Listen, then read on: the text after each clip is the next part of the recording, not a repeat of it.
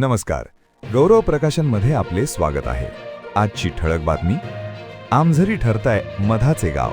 आदिवासी महिलांच्या हातात मधमाशा पालनातून आर्थिक स्वावलंबनाची चावी.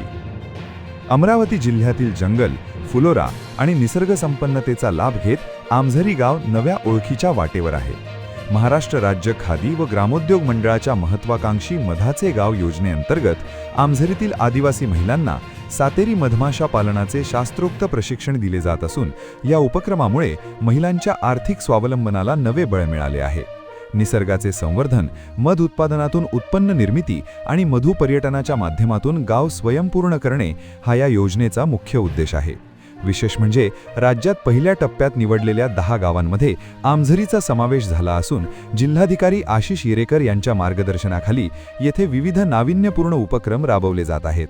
सध्या गावातील 21 आदिवासी महिलांना मधमाशांच्या जाती, मध संकलनाची शास्त्रीय पद्धत, उपउत्पादनांची निर्मिती व मध उद्योगाचे तांत्रिक ज्ञान दिले जात आहे. पुढील टप्प्यात प्रत्येक घरातील किमान एक सदस्य प्रशिक्षित करण्याचे उद्दिष्ट निश्चित करण्यात आले आहे.